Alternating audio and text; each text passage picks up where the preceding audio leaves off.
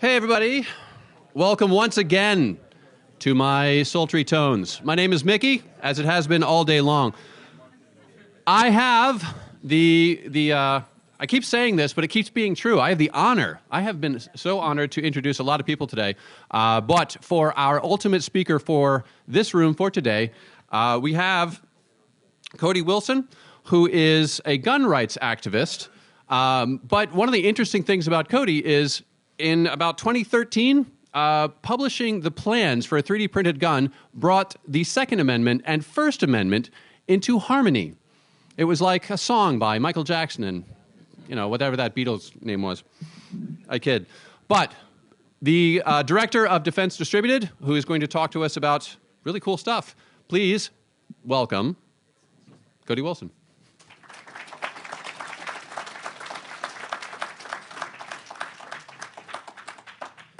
Kind introduction. Can you hear me? I can't hear me. So is that too loud? Is that too quiet? Wow, it's perfect.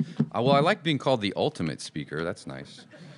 It's been a long time since I've done speeches for obvious reasons and not so obvious reasons. Like this location, I think this was the same place I went to at Liberty Forum in 2014. This was not the same place? It was in Nashua?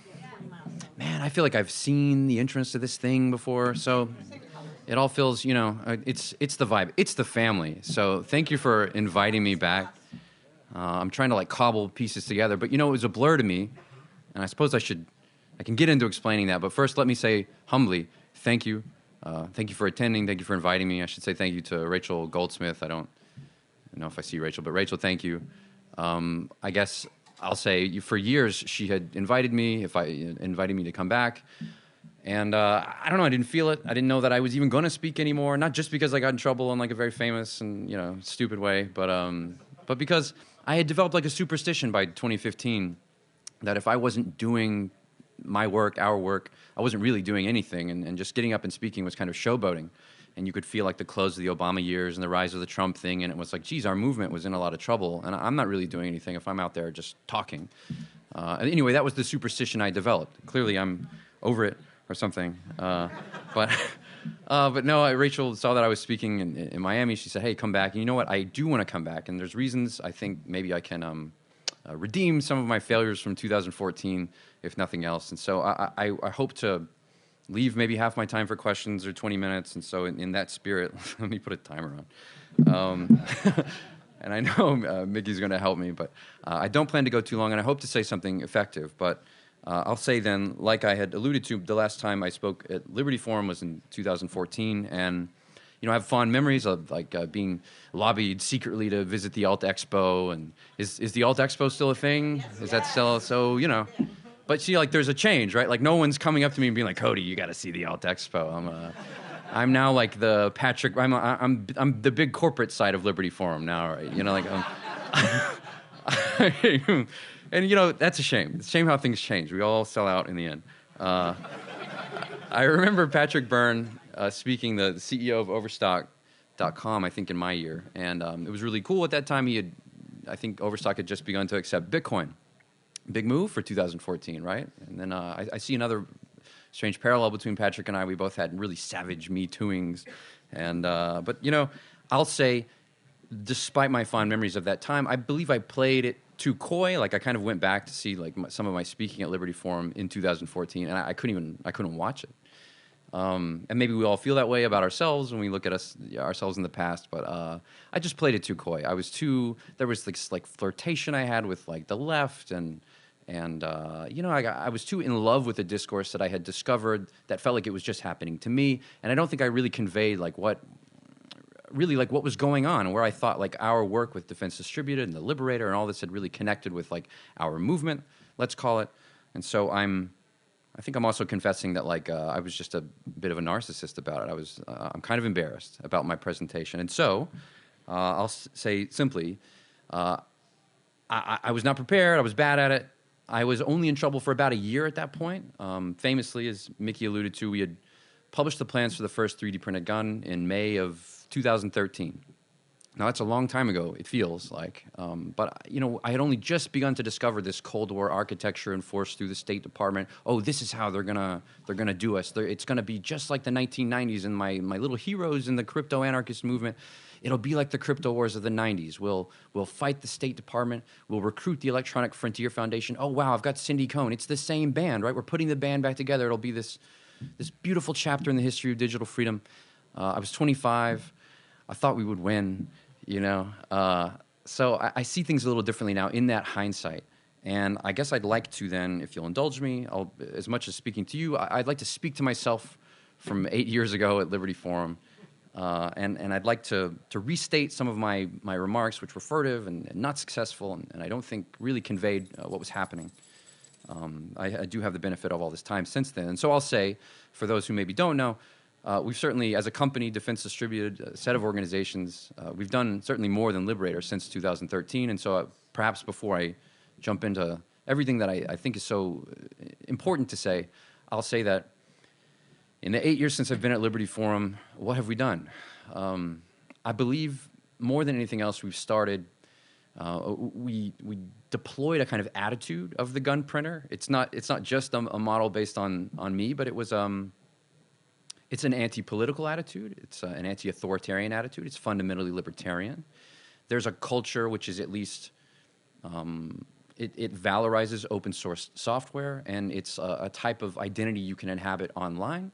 Oh, you get to be a cool gun printer. You get to act, like what you're doing is kind of fugitive, and so it's a fun identity that young men can put on online. But I think much more than that, we've for many years fought the U.S. State Department in federal court. We've had the help of many attorneys, like I mentioned, Alan Gura of Heller fame, who essentially gave us, through the Supreme Court, the recognized individual right to keep and bear arms, even though we would all be good libertarians and say that we didn't need his help to have that.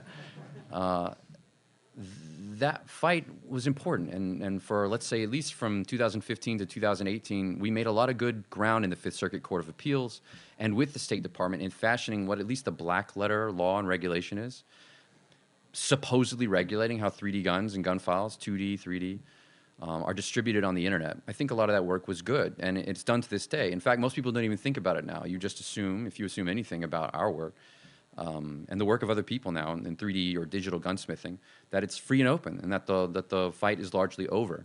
I think that's a huge victory. It's not necessarily true, but then when does the government ever admit that it has lost?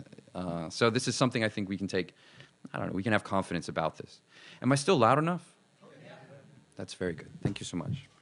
I guess I should say some more practical things. Like in 2015, we began the Ghost Gunner project. So we had learned a lot about 3D printing, but unfortunately, the feds wouldn't allow me and my crew to put files online. They didn't care that other people did this, and so I had to pick a kind of an alternate path. And so we had learned that there was a deficiency, at least in desktop machine tools, in the gun making space. So we made a CNC machine called the Ghost Gunner Cnc.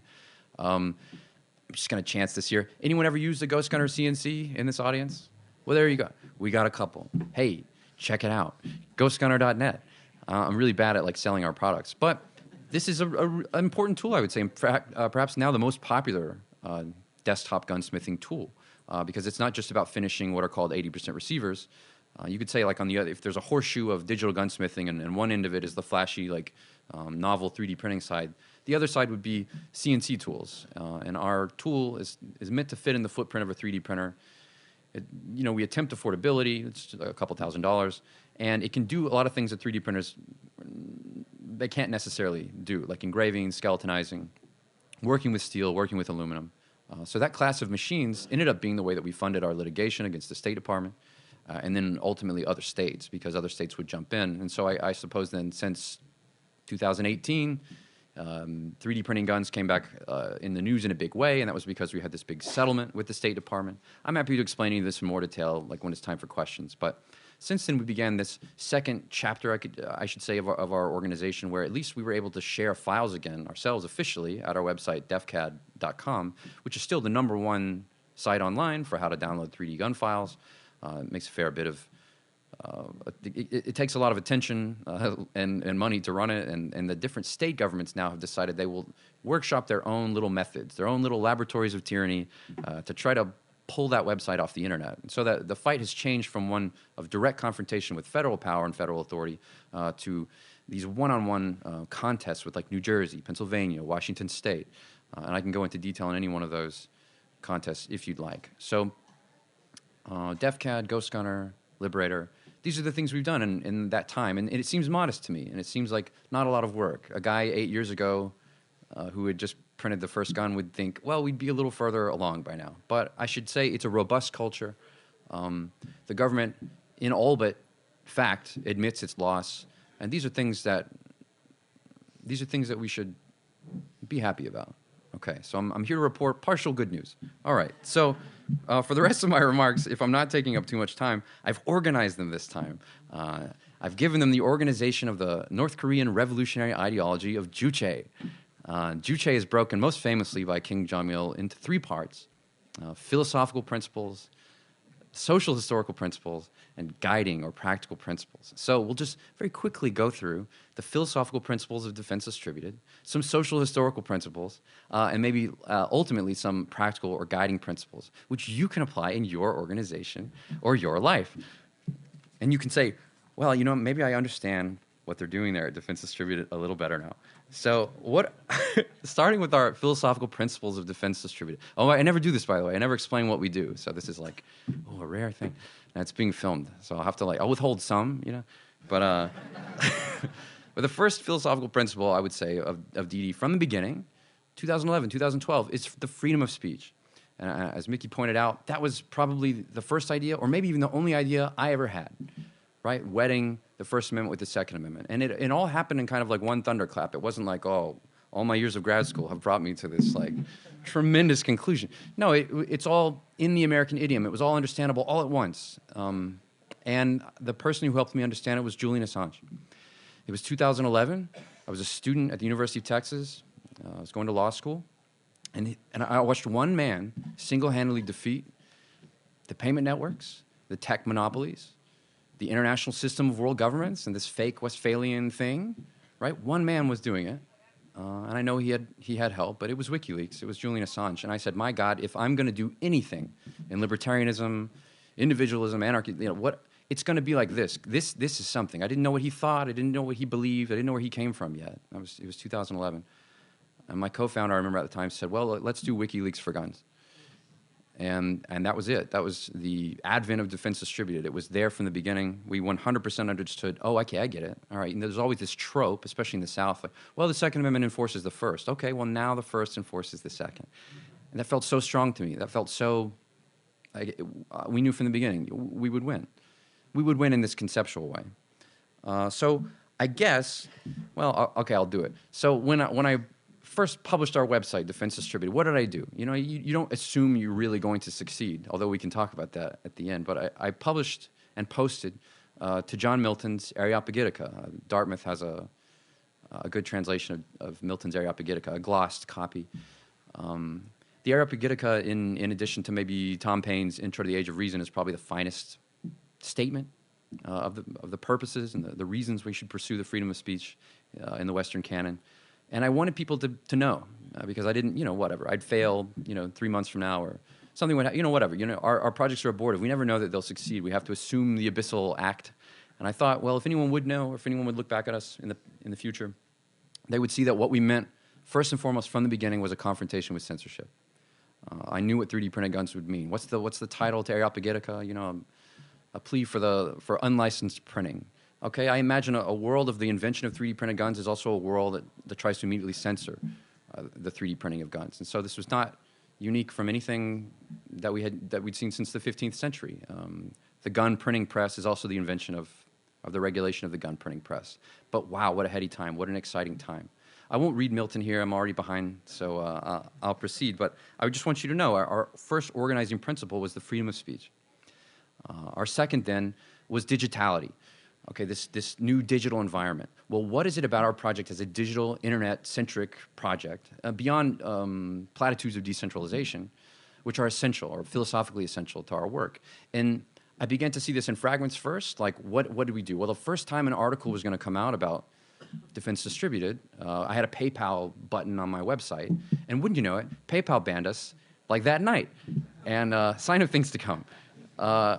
Really, and if there's no other lesson than this, it's like you could slice the timeline up of defense distributed from then to now, from almost 10 years, any month, any week, any year, and it's all like a microcosm of the same things: cancellation, deplatforming, legal attack, legal improvisation from authority, because of course it's all improvisation, it's all theater. But this was our first best lesson, because what did we do when that PayPal button came down? We put a Bitcoin button up in 2012. All right, do you understand that was the greatest decision I'd ever made in my life? Okay, thank you. It is what they say, right? These crypto lords and everything. Oh, they pontificate on Twitter. Listen, they were lucky. Okay, they were lucky. All right, just tell them. But in fact, this thinking, this digitality, right? What does the internet do? At least the internet of this hollow decade that we got out of. Well, it somehow shambles and routes its way around censorship. It used to.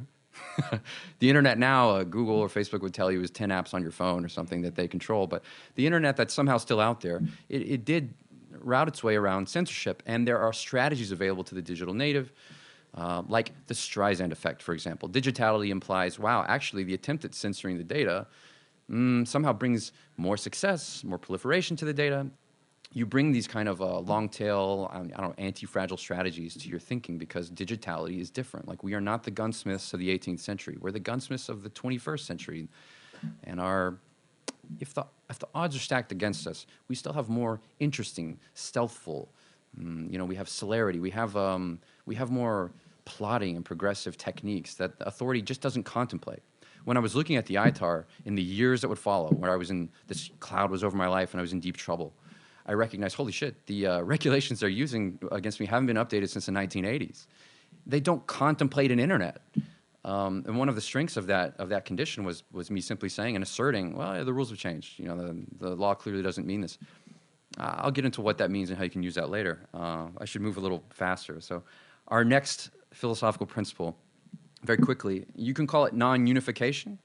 I developed this from the work of John Baudrillard, and by developed I mean I stole it. I just read it, so I'll just read it to you. The idea is like, Baudrillard in his later theory, he suggests, what is this world? What is this hegemonic phase of the United States or global capital or whatever you want to call it? His sociology says, well, I mean, it's this terrible, titanic power that is searching and needing completion. It wants a world system at all costs. This is consonant with our philosophy as libertarians. We all fear the one world state. We remember the 1990s, the New World Order, all this stuff. These things aren't false. But Baudrillard has a kind of a sociology of it and a cultural critique of it in his theory. So imagine, the governmentality of the arrogance of the United States empire, especially of the commanding heights of the 1990s. Its aim, Baudrillard says, the aim of this world order is the definitive non-occurrence of events. It is, in a sense, the end of history, though not on the basis of democratic fulfillment, as Fukuyama has it, but on the basis of preventative terror. And see if this just kind of gels with you over the last 2 years of COVID doctrine that you've lived through.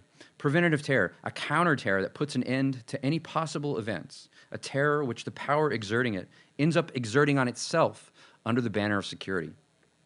I say that to say that Baudrillard's theory of non-unification is that systems in their 11th hour of kind of total global completion, they're so sterile, they don't have antibodies against literally the smallest thing. The highest prophet of something like COVID is someone like John Baudrillard. I mean, I'm sorry, not to underplay the death toll and everything, but this little bug, right, completely ground the world system to a halt. Now, this little bug also showed that the world system is truly an integrated world system. It's bent on complete domination, complete recreation of you as a subject. It sees like a state, and you've never seen more just how much it's intent to see like a state. And you feel seen. And this is bad. But this system is also, while overwhelmingly omnipotent, it also demonstrates its inherent and endless fragility.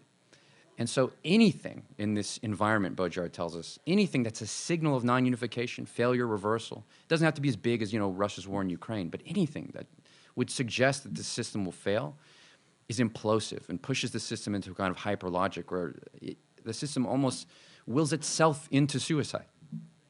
This is a philosophical principle of defense distributed. Because what are we in 2012 to 2015 to now? We're nothing. We barely, whatever. We're a bigger company now than we used to be, but what is it to just put the Liberator on the internet? Okay, if it was the wrong crew, if it was just a maker outfit or something, it would mean nothing. It's a garage project. But if it's put on the internet by an anarchist saying, here it is, right? I demand a system come and police this thing. I demand a system that can recreate itself in its terms and remove this from the internet. That's an act of provocation and defiance which can only challenge the system into its own suicide. And look, I was lucky. I was reading the right thing when we were doing Defense Distributed. God, I'm going to go so far over, you guys. I'm going to hurry it up. So I'll say, just to tie that one off. In Simon & Schuster, before the age of cancellation, somehow gave me a book deal. And I wrote a book, and the opening of my book, if you read nothing else, just read the front page. I kind of dedicated to Baudrillard. He says there's simply more to hope for in a world without information and arms control. Not that these things are inherently moral, or that Baudrillard or I are moral philosophers, certainly not. But simply in a world of arms control and information control versus a world without, there's more to hope for in the world without. This goes without saying to me, but then, maybe I'm a psychopath. So I'll do the next two philosophical principles kind of in tandem. Event and repetition. It was not enough, I thought, to just do Liberator. You had to name Liberator. You had to make Liberator an event, and so we borrowed from Badiou, event and repetition. Why do we name it Liberator? This is probably all old hat now. We named it Liberator because the U.S. government had a project from the old OSS called Liberator. It was a wartime measure, and it was going to be a psychological operation to undermine the wartime confidence of the occupying forces in Europe, the Nazis. Well, what if anyone had a little stamped-together metal gun and could just, knock out an officer and take his guns? Oh, we'll call it Liberator, right? And we'll at least invest in the idea of stay-behind domestic resistance movements in occupied territories in the Second World War. Well, like any good psychological operation, the U.S. kind of got freaked out and didn't do it. And so we named our gun Liberator because we were really doing it. We dropped the Liberator on the world. And I thought if I've done nothing else, the symbolic justice of completing, a CIA op against the CIA, it was just, can you be luckier? And then to have fidelity to that event, because of course nothing's an event other than if the New York Times says so, right? Then you put it in the New York Times. And this was, again, before 2018, before 2019, when at least we all know the terms of our little cold civil war, where it's they know that there's certain stories that they're not even going to publish, that they won't even admit in the record. But in our case, we knew if it's in the New York Times, if it's in Forbes, if it's in Wired, okay, if it's on the record, if we put it in museums, if we museumify it, it's in the London Science Museum, the Victoria and Albert, this happened, right? Not so easy to erase, although I don't plan to challenge Google and Facebook on that because they're getting better at erasing events. But event and repetition, those were philosophical principles of ours. It's not enough just to do it. And lastly, a principle of ghostliness, and this is the kind of long tail of our organization to date. When it became evident that the trench warfare of DIY guns, 3D printed guns, 80% receivers was really taking off, and the politicians couldn't just wish it away, they workshopped a brilliant name. And they call, you must have heard this in your nightly news and stuff, they call guns that you make yourself ghost guns. Has anyone heard this term ghost guns before? Ghost guns, Jesus Christ, amazing. So potent, right? Every now and then they just do something really amazing. And we were like, you know what? Yes. Agree and amplify. Right? And what does it tell you about a system which itself can only label things ghosts, right? It tells you that the system is haunted, right? It tells you, Jesus, I don't know where it is. That really bothers me. And so our approach isn't to lobby our local legislature and say, ghost guns are a really good idea, and here's why, right? It's to proliferate at an alarming rate, at an exponential rate. It's to hockey stick that stuff, right? And they didn't expect the gun controllers, let's name them if we should, Everytown, Bloomberg, Giffords, whatever, the people on K Street who write this stuff for Biden to talk to you about. They didn't expect that the true, you can call it the right side, the left side, whatever you want, of anti-gun control is massive gun proliferation. But that's what we ended up doing. And so ghostliness, hell yeah. We recognize in our work a system which itself only has the power and the will to dispel ghosts. And what about that power then? That power is itself ghostly and vulnerable. And I think it's such a beautiful thing. And so ever since we developed ghostliness as a principle, when I do renders, when I put things on DefCAD, it's black and white, baby. It's a ghost. I want it to haunt. I think we'll get there. We'll get to the finish line here, folks. All right. So, hey, Juche, we just got rid of the core philosophical principles of defense distributed. If I'm still on time, I'd like to do some social historical principles. I can go kind of quickly. If I'm boring you, just tell me, and then we'll go to questions. So, social historical principles. This is probably like the thing I want to say the most of this whole talk. We are in a new century. And that's obvious on one level, right? Okay, the year 2000 came. But like Peter Thiel pointed out, I think COVID is the marking line where everything was kind of still like, the 2010s were still a lot like 9/11, it's still like the 2000, okay, whatever. It all had a consonance, but the massive transfer of capital, the worldwide lockdowns, the change to naked force that Google, Facebook, the State Department, basically the change to this imperial phase of our politics in broad daylight, I think signifies that we are in a new phase of American empire, the end of our republic, something like that, whatever. I don't mean to overstate it, but this is a new time, a new century, and there are demographic changes too. This is not the same country as it was in the 1990s. So maybe to make that point better, this is Mises' Bureaucracy, a classic tome. Maybe many of you have read it. I really wanted to read a bit of his preface to his 1944 edition of Bureaucracy. Just a bit, I promise. It says, our age, this is 1944, Mises. Our age has witnessed a triumphal advance of the socialist cause. As much as half a century ago, an eminent British statesman, Mr. William Harcourt, asserted, we are all socialists now. Sure. At that time, this statement was premature as far as Great Britain was concerned, but today it's almost literally true for that country, once the cradle of modern liberty. Now, here's the money. It is no less true, America alone is free to choose. And the decision of the American people will determine the outcome for the whole of mankind. Now, when Mises says America is free to choose, I think he's largely meaning America is free to choose in 1944 between bureaucratic state socialism and something like capitalism. Okay, well, that's 1944. It's like it's 100 years later. These are the words of a dead century. And I'm not telling you to throw Mises out, but I am telling you to recognize these are the words of a dead century. Okay? America did choose. All right? America chose. You didn't choose, that's fine, no treason and all that. America did choose, and the fate of mankind was chosen. And it wasn't good. And what we have is something like, it's not even close to capitalism. If we give it a name, it's like debt communism, okay? All right, we're really going through something terrible, and it's okay to admit that, because I think it's really important for the next stuff to recognize that it's not going to be a conversation about liberty and praxeology that arms us for what is ahead. Now, that sounds arrogant for me to say, but let me just keep going.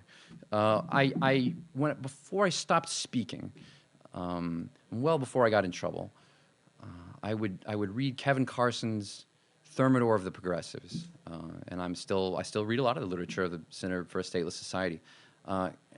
Carson's point in the Thermidor of the Progressives is, the ideology of the 20th century is based off this fascination with managerialism and professional liberalism. Oh, the gigantic corporation, the Schumpeterian economics. We can derive everything we need and administer society more progressively and efficiently with the large organization. And then Carson says, in 40 pages, very deftly, kind of like Anderson and other people in the early 2010s, but the pendulum is swinging. Decentralized manufacturing and the network revolution are going to deliver us from this stupid ideology of the new middle class from the 1920s. Kevin Carson's favorite point is to say, new CNC technology is going to be developed. And so I'm here from the future to tell you, I developed the technology he's talking about, and it's not enough. It didn't work. And in fact, the religion that Carson correctly identifies and has a perfect genealogy for, that religion, that esteem, that privileging of the large organization is the dominant religious impulse in this country. And I have seen my generation and those below me worship and beg to be wage slaves of Google, Facebook, and the engines of our humiliation, our innervation, Amazon, the whole thing. Looking over there. Okay, good. Eye contact, good. So we're not going to reverse that religious impulse. I could say this in a better way. I just want to say the ideology of the 1920s is still the ideology of the 2020s. The network revolution is in large parts happening, and we were a part of it. And I'm not here to say it failed, but I am here to say that you have to check this impulse, this religious impulse is winning, and it's accelerating. I think this is an important thing to point out. So I guess to finish that point, or to put like a finer point on it, I borrowed this from Edmund Morgan, a fine professor of the American Revolution. It's like we still have a republic, yes, okay, right. It uses Republican pronouns. Yeah. All right. But the rituals are the same. There are elections. There is a ceremonial president installed, right? But the mythology has changed. It was you call it a color revolution, a religious revival. Obergefell happened at the end of the decade. We can argue all day long about what happened. The mythology has changed. I think it's easier to look at CNN and all this breathless talk about Jesus Christ, our democracy is in so much fucking danger. Our democracy. If you just replace that word democracy with world domination, it all becomes very easy to understand. Notice how all this democracy requires so much censorship.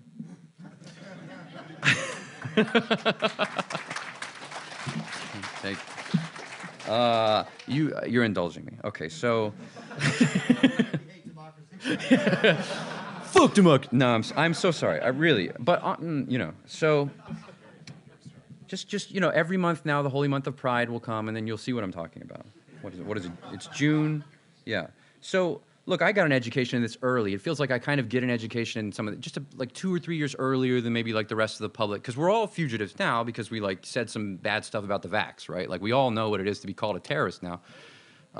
It was not so long ago that I worried my parents, right, with many of these accusations. Well, they say you're a terrorist, Cody. I'm like, why do I have to explain to my grandma that I'm a terrorist? Because like at least we're all kind of in on that now, right? I feel like I'm on probation with you, and that helps.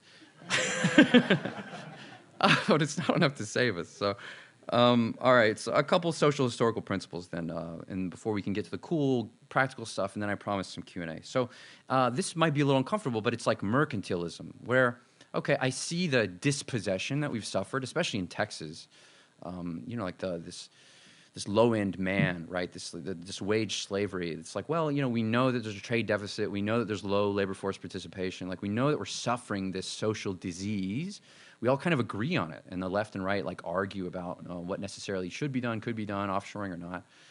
What I found is actually the restrictions that these crazy progressives enforce on me and my industry, not just 3D guns, but like the gun industry at large, are salvific, or like, let me use a better word, like they preserve us. It's like all these guys in garages running machine shops and having meaningful work and wages.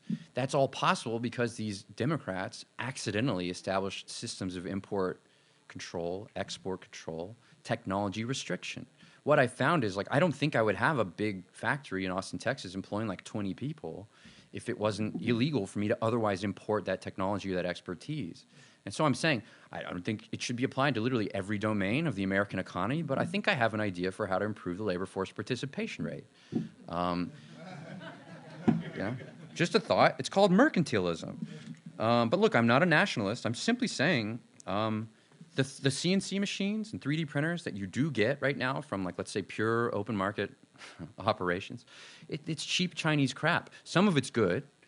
But the motors, the PCBs, it's all made in China. And it's like, I would be suffering and selling a bad product if my industry wasn't so heavily regulated. Because it's so heavily regulated, I had to literally figure out how to ground ball screws, how to turn spindles, how to use mill-capable lathes, vertical machine centers. I'm just some guy. Do you know what I mean? So it's like I didn't have to get a degree in this thing. And lots of people are willing to learn these kinds of things, take up a trade, and pick up meaningful work. Look at me. It's like it's the 19th century. So technology restriction, I think, is a historical principle that you should consider in your work, or at least to pursue those domains where technology is restricted. Am I still loud enough? Okay. You're very kind to me. So the last thing, I don't think I've brought you far enough to truly radicalize you this way, but the last social historical principle I think is worth mentioning is that there's something latent in Marxism and Austrian economics and thinking. And I can kind of do it in stages where, the core principle of digitality, or like our let me say it this way. We're an open source software and hardware company. What does that mean? Well, simply put, we don't enforce or pursue intellectual property protections or requirements around what we do. I can't believe it. Does that mean 5 minutes left? I'm just so blown away. But I won't be like Naomi. I'm almost to the end. And so you'll all feel comfortable with me. I'm not rushing to the finish line. But I want to get this right. So, it's common in free culture and open source movements to imagine the opposite of information capitalism, a kind of Marxist coda on information capitalism where it's like, well, information communism, we give it away. The value is somehow derived from us giving it away. I think that's true. All of our projects and active, inactive, and the culture that we encourage from others is open source. We believe that you shouldn't have copyright, design patents, and other types of protection on your work because we do think that cathedral and that bazaar, look, don't. But we do think that cathedral and the bazaar models are true. Many hands make light work. No man, no problem, great. Multiple people can work on a project. So, I'm not trying to undermine that, but I'm saying it lacks a symbolic dimension. So, like in Saucer, or let's say the general economy of Bataille, there's this solar ideal. The sun gives its energy away for free. That's a beautiful image and idea. Wow, right? That the basis of all our material wealth and excess and capitalism, right, comes from this nuclear reaction, millions of miles away. We have nothing to do with. We just absorb this thing and build it in its excess into our economy. Beautiful. But Baudrillard would say, no, there's a symbolic obligation that's been ignored. The sun, as the Aztecs and any ancient people would know, the sun requires blood sacrifice. Now, what's he talking about? Wait, what does he mean? I'm simply saying sacred horror, catastrophe, challenge, defiance, provocation. These are essential initiatory forms. I'm saying illusion, lies, attacks, and interest in disaster. These things are animating and essential, and I know they are outside of the sociology of, let's say, Mises, where everything is, directly, rationally oriented and everything. I'm simply saying consider a symbolic domain, which is often suppressed in capitalist and Marxist conversation, which is, in fact, essential to our interests and derives everything. Every little project I got myself into is simply from this kind of kamikaze will to throw a grenade into the situation. And that has produced wealth, and that has produced good jobs for people. That's produced meaningful work and collaboration, open metadata standards, and ways of thinking about the bibliographic control of 3D files on the internet, things which will sustain work and provide scientific advantage and information. But this all comes from an impulse, which I think is often denied in our discourse. Thank you so much for hanging with me through that. And now I think I'll just say, so how many minutes do I have? I have 2 minutes.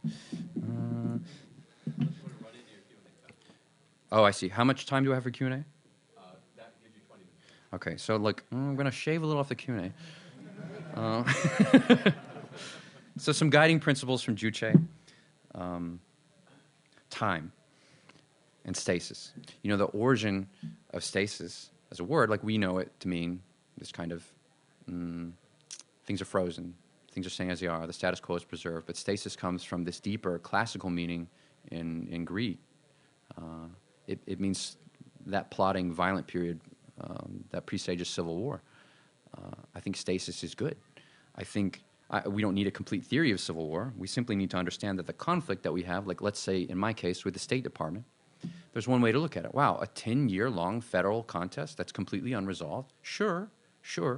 But by holding these jurists, these politiques, these regulators, these politicians to this fake black letter narrative about how many angels fit on the the pin of federal power, right? By holding to that conversation and engaging at that level, there are levels above and below where we freely operate, right? We make our ritual offering and sacrifice to the judicial powers, and to the plenary powers of the regulator, who themselves are jealous of any power being removed from them by a legislature or the president himself. And then we end up at these strange results where, what happened to me in 2018, I got a license from the State Department to publish my files. That was an irrevocable license, by the way. No one can take that power away from me. To this day, I'm still an organ of the United States State Department. It's very strange. No president can remove that from me or has thought to. No judge can take it away. Certainly no state legislature can. And so you kind of worm your way into this power process by not taking it quite so seriously. and understanding that that conflict is all it really asks for. And I'm not saying bend the knee, per se, but I am saying by engaging with the contest, you hold this kind of weird Stargate open, where a bunch of strange things that shouldn't interrupt our reality can continue to interrupt our reality. Because the official story from power is that 3D printed guns online are actually mostly illegal and shouldn't be shared. But we know the reality, which is that, holy shit, it's a smorgasbord, right? It's a Cambrian explosion. And I should say, like, the reason, when I think of John Milton and Areopagitica from earlier, right? John Milton is a radical Republican in that English Civil War period. He's writing in the 1640s. The 1640s to about 1660, that's the freest the English press ever got, by the way. Just a brief little 18, 19-year period in between massive, strict censorship, civil war, and then a program of copyright in the early 1700s, which has never ended. 3D printed guns have been on the internet for about 10 years. Maybe we can expect them to be on the internet for 10 more. Maybe 5 more. This is a beautiful period, and I think we should make every offering to power that power demands while we recognize that this stuff flows free and clear. That's the reason I think I wanted to point that out. The conflict is our preservation. 2 final guiding principles. One is Taleb's post-traumatic growth. Like, it's often remarked upon that, trauma and post-trauma insets a disorder, and we're constantly preoccupied with this category of harm and the disorder done to our psyches and to society. But I would offer to you that there is such a thing as post-traumatic growth, and that you should not be afraid of overcompensation in the face of extreme duress. Not terminal duress. I'm not saying go start the Church of Bitcoin. Not saying to do that. But I am saying you shouldn't be afraid, like I was saying earlier, of these initiatory forms, this rupture and this challenge and defiance to power. I think you should will yourself in your projects and your efforts to get in trouble. All right? Don't be foolish about it. But if you're not getting in trouble, not just that it's a poor barometer of your success, but that you will not compensate correctly. Coming to these events is very good, but if all you did was come to these events, that's an undercompensation. You should go get in trouble and come back here and then tell the people about what you did or did wrong. And that kind of growth is essential, and I think it's not talked about enough because of the kind of hospitalized quality of our society, which is constantly about, entombing people and prophylaxis. And anyway, I don't mean to get into it, but so I could go on and on about the history of my deplatforming and blah, blah, blah, whatever. I don't have the time. Satisficing and maximizing. It's often talked about in theories of personality or administration, organizational administration, that there are satisficers, maximizers. I will boil this down quickly. Suffice it to say, don't compromise with yourself from the beginning. You have to be dumb enough to think you can do what it is you're setting out to do. You have to set the objective to say, what will I do? Oh, I know. I'll 3D print a gun and put it on the internet and defeat gun control for all time. You have to be that foolish, and you have to attempt the effort in those terms. When they interview these Nobel Prize winners and things like this, they say, like, well, what the hell, man? How did you, discover this particle? And he was like, I wanted to discover this particle. All right? Don't make compromises from the beginning in your project. Well, we'll be the best newsletter about local events. And you know what I mean? It's like you're just falling down the well. I will leave then my final remarks with the fatal strategies of Jean Baudrillard, where he gives more practical advice on how to initiate these symbolic or violent or rupturous forms to push the system into hyperlogic and to do these kind of fancy things that I just described to you. He says, the more reality becomes reconciled with its concept in objectless generality, the more we must seek out the initiatory, the rupture, the power of illusion. If we can't make the world the object of our desires, we can at least make it the object of a higher convention, which precisely eludes our desire. Therefore, any illusion, any initiatory form involves severe rules. I would admit to you that in the years since I've done Defense Distributed, I've employed at least 3 of these rules, if not all of these rules, in everything that we have done. I will explain them to you now. Any created object, visual or analytic, conceptual or photographic, has to condense all the dimensions of the game into a single one. They have to be allegorical, an allegory for something. They have to be representative, mimicry or parody. They have to be agonal, right? They have to signify that you, in fact, are challenging or defying an audience, which would recognize that challenge or defiance. They have to introduce alia, or the random, where I don't know what's going to happen. I've pulled the pin out of this grenade. None of us know what's going to happen. And that's not the best example. But it's an example. And lastly, we have to recompose the spectrum with the vertiginous. We have to throw ourselves into illings. We have to be willing to take the abyssal plunge together. We jump and we hold the government close to our chest while we jump. These are beautiful things, and these are initiatory forms which I think are not often involved in our work as radical libertarians or anarchists. And so I'm so happy to get to share them with you today. I tried to share them in 2014. You know what? I feel like I did a better job today. So thank you for listening to me. I'd be happy to open up to questions.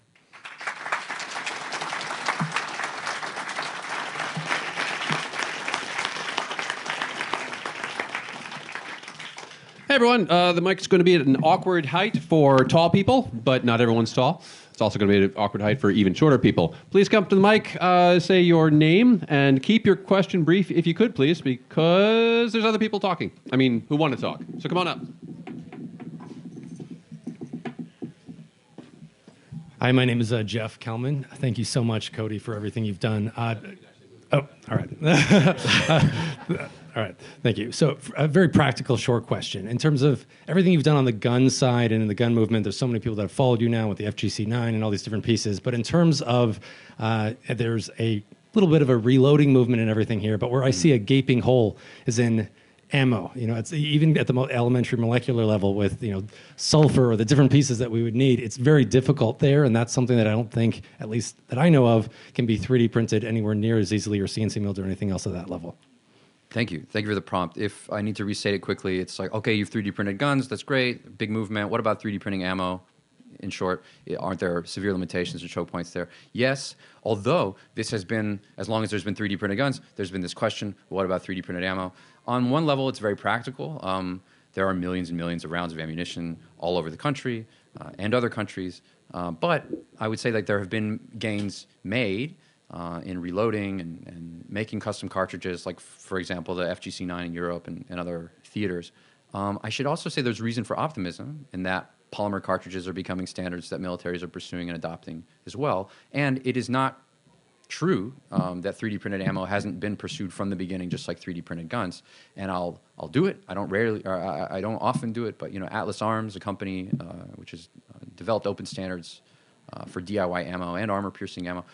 There are companies organized to do it. I think to some degree this is a materials question and simply the limitation of materials for common explosively powered, you know, cartridges and firearms.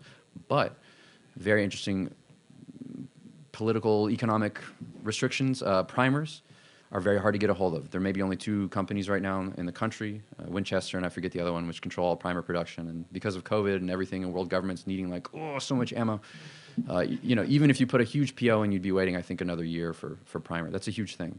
So maybe learn to 3D print laser guns. But in the meantime, you know, I've played Fallout, so it's like, I'm going to find ammo. I think I'm fine. Okay. Name's John Grzybowski. Well, for that, you can 3D print air guns. And air guns, you can easily produce ammo. 3D print air gun? Or 3D print shot shells? Do you know what I mean? Yeah, primer is still a question. But pretty, yeah. Well, with air guns, you don't need the primers. So. Well, absolutely. I'm saying, like, there's so many things that you can, you know, Yeah. once Anyway. you start solving the problem, if you set out to solve the problem, you know, you'll solve it. So. I'm a fixer. Sorry, I'm a fixer. I've seen all this discussion about, you know, the Second Amendment stuff, and I don't know why no one equates it to democracy, because that's like a driving force of democracy, separating power amongst the people. And there's like no narrative on it. The NRA doesn't say it. No one. I don't understand why. You know, to the NRA's credit, okay, the question here is, well, why don't people equate the Second Amendment with democracy? I think you're absolutely right. I think the NRA makes overtures or, like, you know, gestures to this, like, well, it's the first right, you know, the first freedom. And I think that's true. I think that's literally true. Carroll Quigley, in his famous essays, you know, he's a military historian, points out that democracy only ended up becoming possible in world historical form when the rifle was invented. Like, you actually need to man and create industrial capacity to man large armies to actually, like, anyway, Carroll Quigley argues that the firearm, the rifle, is actually essential to the democratic form. So I think 100% you're right. I'm just not a great Democrat, and so I don't want to argue democracy's side in this engagement. But fair enough. Thank you. Hi, my name is Zephin. To reiterate what Jeff said, thank you for the work that you've been doing. I truly believe that it's God's work, so thank you It's for some that. God's work. And so my question is, earlier in the speech, you alluded to the fact that it's very clear that Joe Biden and his statist colleagues intend to pursue gun control. Do you tend to lean more towards the optimistic side, the fact that we'll print ourselves out of the situation that gun control puts us in, or do you think that that they will find that the government and the big tech companies and all of these different regulators will find ways to sort of strangle what you're trying to do? Great question. Everyone heard that, I assume. I think it's both. Okay, I think it's both. I don't naively think we'll print our way out of the situation. And let me go ahead and give you the battle map for the next year. Right, like in June. Joe thinks he's going to ban 80% receivers. 80% receivers are the most common way that people make private military-grade guns. Handguns, pistols, polymer 80 frames, AR-15s. It's not 3D printing. It's 80% receivers. And this has been a robust interstate commercial market for, I don't know, like 10 years at least, once the ATF finally let it go. And Joe thinks he'll stop it in June. Now, I know companies will line up to sue, but we watched how the bump stock ban went. That was 3 years, no progress. Maybe the Sixth Circuit let up, right? So 80% will stop. So what I did was, I'm not waiting. What we did was like, okay, well, they're going to ban 80s. What will we do? Most recently in January, we deployed what we call 0% receivers. I don't know if you saw that. We debuted that at SHOT Show this year. 0% receivers are blocks of metal. And you can fashion them, and get this, you can make gun parts out of metal. It's crazy. And they're like, they're like, they can do that, So like what you do is you up the ante. It's this constant overbidding of power where you're like, you really set in like just how easy, in 30 minutes I can do a polymer 80 kit. And they're like, God damn, we got to ban polymer 80 kits. And it's this constant myopia, but you wait till they play their little hand. So we watch their rule. And we're like, okay, maybe they ban 80s. We deploy 0% receivers. That's my practical commercial answer. I think the 3D printing is getting better, and groups like Are We Cool Yet and other groups have set in around the FGC9 are commercializing the industrial components. Like there's a lot of FGC9 bolts, barrels, a lot of locking blocks and rails for printed Glock kits and stuff out there. This is all being commercialized. North Carolina, South Carolina, Florida, Texas, ghostguns.com. I mean, it's happening, but I just don't know how long this particular phase will last if they ban kits, if they ban 80s. I say you must always be closing and always be working on these things. So get a project, and then the answer is whatever you manage to do. That's the answer, I think. Oh wait, he had a secondary question, which is, won't the tech monopolies just kind of like choke us? When I was at SHOT Show this year, a guy came up to me kind of sheepishly, although kind of not sheepishly enough.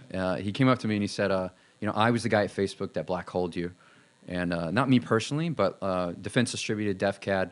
In 2018, when it was like briefly legal to share the files online, of course we know that when the formal structures of power say it's legal, it doesn't actually mean it's legal. So Silicon Valley got together like they did with Alex Jones and other things like you've seen like Stormfront, and they were like, well, how are we going to do this? We'll black hole it. There's literally a program at Facebook called Black Hole, where if like, oops, you put anything into that folder, nobody can hear about it, nobody can talk about it in real time. They have those techniques. We see it every day. What do we just see in the Russia invasion? A new measure of censorship on Twitter, Facebook, etc. This person said something good about Vladimir Putin. Are you sure you want to like this tweet? It's fucking abhorrent. I think these systems will continue to choke us. But we've been prepared for it through a strong regime of responses to COVID, misinformation. Anyway, that's my answer. Hello. Thank you for coming. Hi. The state knows me as Mary Smith, but you can call me Mo. I am really interested in hearing from you about what technologies you think, either developed or developing, are our best hopes for preserving peace, keeping peace, and creating freer markets. Because I see 3D printed guns as one of the technologies that can help create or preserve peace and create freer markets. And I also see decentralized prediction markets as one, and possibly nuclear armaments as another. So I'm just interested in what you think are the best technologies or the best hopes that we have, whether they are developed or developing, to create peace where there is none, keep peace where there is, and create freer markets. Thank you. That was a good question. I'm reminded, did anyone ever watch Upright Citizens Brigade on Comedy Central back in the day? This is like old school, right? I'm afraid my default position isn't to, go find and like put peace where it isn't. It's more like to go collect chaos and to go like deliver chaos where it isn't, So I'm at a disadvantage in answering this question, but I will try to give you an honest answer. I believe you asked your question honestly. So look, I think Signal is one of the only messaging apps you can even use right now if you're going to have a smartphone, but it's probably a bad idea to have a smartphone. But if it's going to be a world of smartphones, then okay, Signal. I'm a Bitcoin maximalist. Sorry. I sold off all my Ethereum. I believe that something like Web3 is possible, although it's like we missed our opportunity at it to some degree by, if Bitcoin and Ethereum had like become the same thing, maybe we could kind of all see this together. But I do think a lot of interesting technology is being developed in smart contracts and multi-sig. And okay, it does seem like these markets are being developed. We see the conflict in Russia. Lots of people are using, Brian Armstrong's defending Russians' ability to exchange on Coinbase. And okay, like that's new in the history of global conflict. Things like that are new, likely preserving peace and livelihood, standard of living to some degree, or people's lifeline to at least get out of conflict or transition between states and careers. I think Bitcoin is that answer. It's the most revolutionary technological invention of our time, and it should be supported by itself. The mining operations, people who hold Bitcoin, whales, people who trade in Bitcoin and develop Bitcoin-related businesses are producing, I think, the peaceful outcome that you hope will be produced. I'm just like an idealist now, and I don't know that that's necessarily connected with like peace in our time. Probably, there'll have to be like a lot of something that's not peace in our time, and that's why I'm pursuing the whole 3D printed gun thing. That's my best answer. All right, so in 2 minutes, dark wallet. I know it's any background on that. I know like developers left, but was there any technological reason why it went away? Or sure. In 2014, before I started Ghost Gunner, which by the way I tried to get Jeffrey Tucker to invest in. I think that's why I came to Liberty Forum in 2014. I was like, I know Jeffrey Tucker will invest in Ghost Gunner, and didn't quite work out, but we're all good.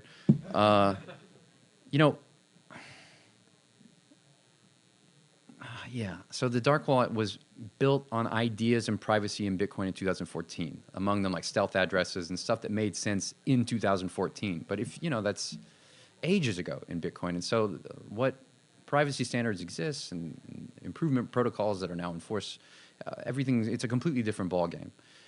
I just missed the gentleman who asked the question. I was trying to look at you while I answered. So that team of anarchists in Spain, I think they missed their opportunity to implement a more important standard in privacy in Bitcoin, and that was their missed opportunity. I don't think that was Bitcoin Core's fault or anything else. And look at me like not taking responsibility. Okay, it was my missed opportunity too. But I wasn't a good project manager in that time, and importantly, that team was in Europe while I was in Texas, and I learned a lot about that. I would say that. Is there privacy technology in the dark wallet that makes sense? Yeah, if people look back at it, they still see that there's decent privacy stuff going on there. But we've moved into a phase now with chain analysis and other things where if you're thinking of Bitcoin as a privacy technology, you've already made a critical mistake. And I think that's where the change is. And that's probably the most I have to say about it. You've all been very kind to me. Thank you.